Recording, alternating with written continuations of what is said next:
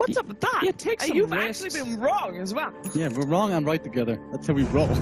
Yeah, right or down. Bad boys for life. Yeah. God. I'm about to make a mistake, and I hate making mistakes. I hate you, Wind Ranger. I know you're gonna lose this game, but damn it, I think No Diggity's gonna win. Don't let me down, please. I actually think they have a pretty good shot at winning too. They got the gank, they got the kill, they got the push. So we're gonna do this again like this. Last time we were right. Let's see who's right this time. It is time for our last game of the night, last game of the first day, and our last game for one of these teams in the entire tournament because it's elimination time. Is it going to be Virtus.Pro? Is it going to be No Diggity? Who is going to move forward and who's going to go home? Let's find out with our commentators, Draskell and ODPixel.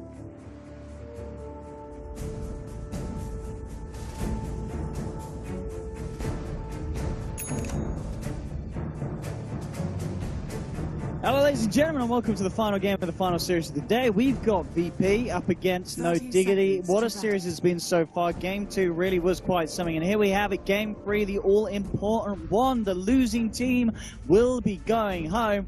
Good news for us, Andy. Either way, we're going home either way. Eventually. So, yeah, eventually. So let's see if we get ourselves another kind of close to 60-minute epic, or if one team's going to close this down quickly. I'm liking the drafts, though. This is some funky stuff from both sides, and again here in Game 3, switching it up a little bit. VP a little bit more so, apart from the fact that they're able to return to this FNG. And a bit of trouble here. The old Iron Shell rundown being given to him by YapzOr and Diggity. They might dig a doing it, and with the power shot, one more snap to the back there with the big old stick. YapzOr finding him. It's a wolf creep or something. You go for like an arcane mech build perhaps, or the Tide can do that. But you have this lineup where you can force No Diggity to make the distinction of do you want to try to split push against us, because really your best pushing utilities are Focus Fire, and then you drop the Mass Serpent Wards. But we have God Strength and we have Vengeful, so they kind of push at an equal rate in my opinion. And VP have a faster cooldown on the amount of pressure that they can apply. So I think all in all, it's just when you have a team that can threaten towers, you have that big team fight AoE to follow it up, and it also disjoints the combo of the Dark Seer and the Earth Spirit, which is very important because last game it kind of crushed them. And I guess also in terms of the lanes, what you're picking the Tide, you expect to have a good timing against the Spectre? Absolutely. Yeah. Spectre is not the hero against Tide and lane. Like, look at how much farm yoky has right now. He's 28 and 4 at 4 minutes. The man is quite literally swimming in creeps. Yeah. He was actually just swimming. That's beautiful to see, really. He's level 5 at 4 minutes. He has arcanes. There is nothing that these heroes are going to do to him. I mean, to be fair, Terry's still getting some farm, but it certainly is. I mean, again, Yoku. He knows. He's just like, you cannot do anything. Oh. The real question is, I guess you kind of have to get Ravage to 6 if you have arcanes this early. There's no reason to save the point. I get stats, Andy. No, I mean, some Tides actually go 0-4-4 if they're having a super good lane. Just continue to crush the lane. And if they don't think they can get a solo kill, that's the other reason. So we'll see. Yeah, he does get it at 6. Okay.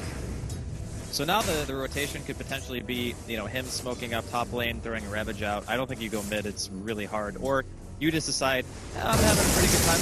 Okay, Ravage. All right. He's dead. Hey, slam down, beat down, they'll get it. YapzOr with the rotation, trying to do something in reaction. That was such a weird gank, you know what I mean? It worked. I mean, literally just enough for Nofear to come down, drop the Infernal Blade. There's no way you anticipate that. There's no way you think that the Doom is going to come out from the trees with a max range Ravage that hits on you into you dying. Wow. Like, that is... How do you anticipate that?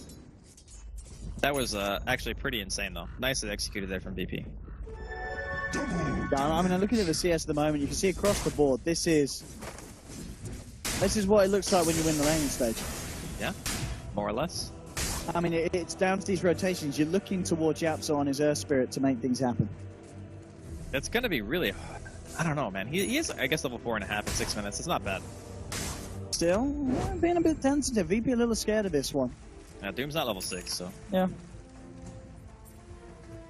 But there's your Mac done in time.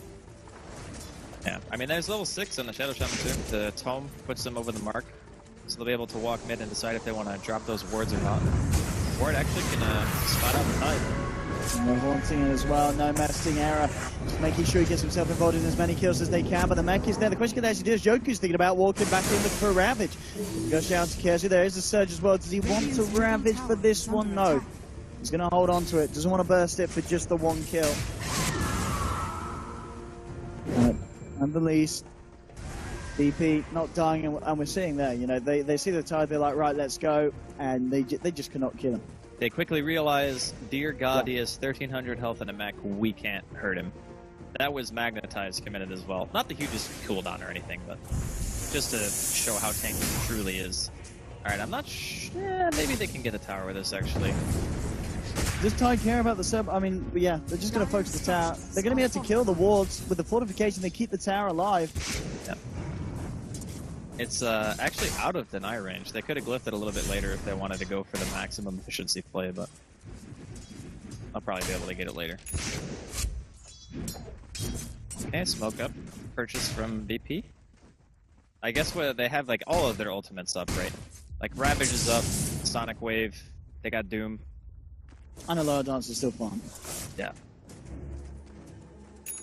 I mean, Era's doing the best he can considering the start he's now got the Vanguard. So he himself is going to be a little harder to take down, but at the same time, if you're getting the Ravage kind of into Sonic Wave, having the follow through, he's just dropping the Doom as well. Just the 1 point in dispersion, of course, at this early stage. You're gonna go splat. Like, if V.P wants you dead, you're gonna die. And they do look at this movement from V.P. They're making a movement straight towards Era. He doesn't have Haunt back up. It's not great. Not great. Just the regen alone from the items that he has was like keeping him almost at the same HP. There's a blink now on Tide. I mean, the situations like that aren't going to happen again. You know, if you manage to get yourselves in with the blink Ravage, you're getting the kill. yoky's also about to hit level 11. So the team fight, it is strong for V.P. at the same kind of time. Okay, this actually from qojqva is a bit interesting. We haven't talked about it so much, but he is rushing Ags. This is a build that has actually become a little bit outdated.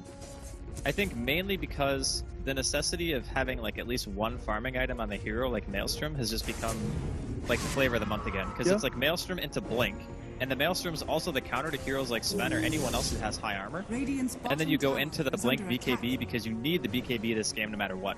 Against Tide Ravage, Queen, and Sven, and even Avenge Stun, without magic immunity, it doesn't matter if you have the health for mags. If you get caught, you are dead. So I'm a little bit... I actually don't know if I can agree with that choice, actually, from qojqva. I think it's pretty detrimental to go for this type of build. Because it just means it's going to take a longer time for you to have the impact that you need. Just a Blink and a Maelstrom only costs a little bit more than what an Aghanim's does. It gives you more initiation potential, which I feel like right now they are lacking. And it also farms better than Aghanim's. V.P. as well. Yeah, Echo Saber on ALOHANDANCE, but it's Diggity looking for the fight. We're gonna find yoky. Can they kill him? Ah, nice blink out in time. And they don't get it. They're not gonna. In fact, yoky might want to go back in. Why not? He's got blink up at 2. What a freaking boulder smash. Holy moly. Yeah, absolutely. With that, they're gonna be able to disengage. And Era, he is starting to slowly but surely rack up the goals. 1,700. I mean, does he go for the Radiant Sight? Is that what he's looking for here? I think it's really good. Oh, stun out. They need more heroes here, though, VP. They need yoky. He just wasn't quite close enough to get a Blink Ravage. I mean, we're seeing the Tide having an awful lot of farm, being hard to kill, but yoky's just not been able to find the play to set up for a big team fight. It's alright though, because VP are still kind of forcing No Diggity to move around the map. They're going to go for the Roche here. They have the Wolf Creep eaten by the Doom. Just means that No Diggity are once again going to be going for a trade. Aghanim's now finished up on qojqva. They should be able to get this well in time. Okay. Is yoky's TP enough on its own to force them away? I don't know if it is. Okay, now he's going to run. Alright, so they defend the tier 2 and get Roche. That is a huge win for VP. I just still think that the fact that you've got the Aegis now and G-Swap, so the next time he can afford to jump in, make sure he's in a position to follow through off the back of a Ravage or such. But No Diggity, again in this game, it really feels like as the series has gone on, No Diggity just reacting much better for the way that VP plays. Yeah, to a degree, but I still think that their late game is against Doom and Sven. When you have the Spectre, I think it's really rough. Nofear tried to drop the Doom there, talking about it, but Sunset picking up to actually popping the magnetize, but I'm not going to do a hell of a lot. As VP will be ready to walk through this, there's a surge onto Yap. He's out of there. Yoki's going to have Blink up in a second. The jukes. Oh, No, okay, they that died. literally did not work. Good attempt. Not good enough. Let's for Nofear. I think you actually just run down around that one tree, because you can actually walk to the right of it too. Maybe it would have worked. I don't know. Hard qojqva up top. Paid 300 gold, because he lost about that much from his death. But then if you buy the relic and then you die again, sorry, if you buy the recipe then you die again before you get the relic.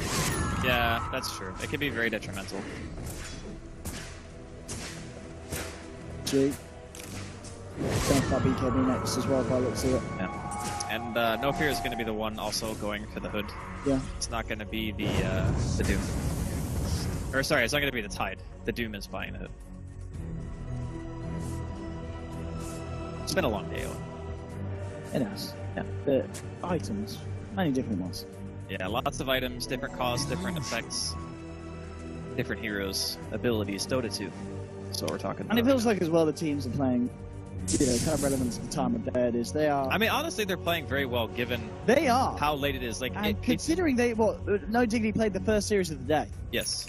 And then they actually had to sit around and wait for their next series all day. Yeah, they were watching all the games. They, you know, they certainly watched VP series earlier. Yep. The top tier 2, I suppose, or maybe even just try to siege high ground, force them to use some abilities, and then, you know, back off, constrict the map. It is unbelievably scary right now for No Diggity, and I really think that the Spectre pick is kind of backfiring. And it's just ironic to me that the game that they picked Sven against VP and they won with it, because it's pretty much the same matchup for Spectre, although it could even be a little bit worse, because there is no squishy backline for these heroes to get onto. Like, usually Spectre teamfights by jumping on a hero, like a support, and just killing it before it's able to do anything in a fight. Or using it to, you know, pick somebody off on the map. But VP's lineup doesn't function that way. They don't split. They just play as 5. And because they got so much out of their lanes, they don't really have to worry about, like, this kind of efficient farming thing, because they just have the map control already. And talking about control, VP, they're going to have a good control over the game. They're too late. They get Aegis, yeah. Diggity is trying to get themselves over. They want to try and make the play, but it's, yeah, too late. Run away, boys. This isn't the fight anymore. Aegis on G.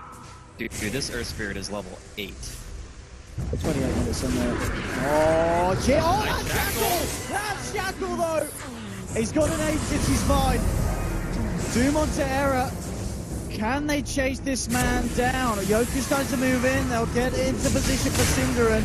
Oh, the Storm Hammer onto 2. Error's gone. qojqva running away with the Sonic Wave from G to finish him off. Double kill for the quad. YapzOr looking for the rollout. But just like that, you said it was not the fight for No Diggity, and you weren't wrong, Andy. I mean, if that had been any other hero carrying the Aegis and they killed G right away, then maybe that fight, VP back off, you know, but they kill the one hero that's going to respawn anyway. KheZu should be fine here, yeah, he's just going to walk it off. He's got a blink dagger too. No TP, he's going to have to go to the side shop to pick that up. I don't know, I do feel, after watching how this played out, that VP just had a slightly better draft. Like, they don't have anything to punish their heroes at all. And the Wind Ranger build too, I mean, I don't think it was necessarily game losing, but I don't think it put them in a situation where they had any versatility with their heroes. Like, they didn't emphasize going for any sort of catch. So VP were just able to farm on all of their heroes. How are you stopping this? Radiant's bottom tower is under attack. No horn. Shackle might just do it. No, FNG's with the swap. It's looking very scary. They've got Ravage still up if VP want to fight. ALOHANDANCE has the Ghost. He can just afford to move in. Front line, there's KheZu with the vacuum onto 2. The Boulder Smash following him, but the Crimson Guard's out, and you just can't follow this route. He just takes no damage. Radiant's middle tower has fallen. I mean, Sven's gonna have a Satanic when the courier gets there, right? Saving for it right now. I don't know. I mean, it feels like well, VP just kind of teasing them. They head in, they head back, and then they head in.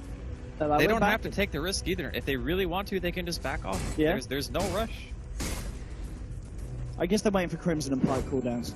Yeah, of course. But I'm just saying, like, if they ultimately decided to go just hit creeps, that would also be fine. Tide's got 4K gold. It's honestly the richest Tide Hunter that I've seen. He has had such a beautiful game, Yoku. I think we're really seeing just VP.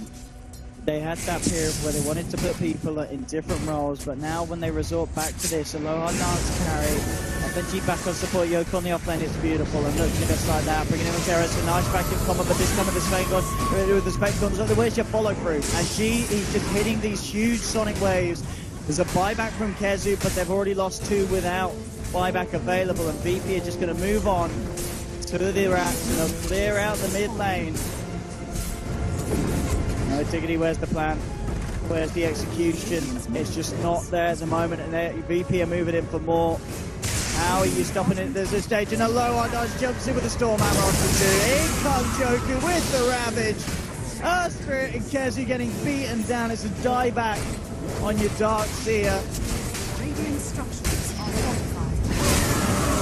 And this, it's a sad way to go out as Diggity. They have shown us some very, very impressive performances of this land. But VP, they've just stepped up their game absolutely massively. Radiant's bottom base has fallen. I don't know, man.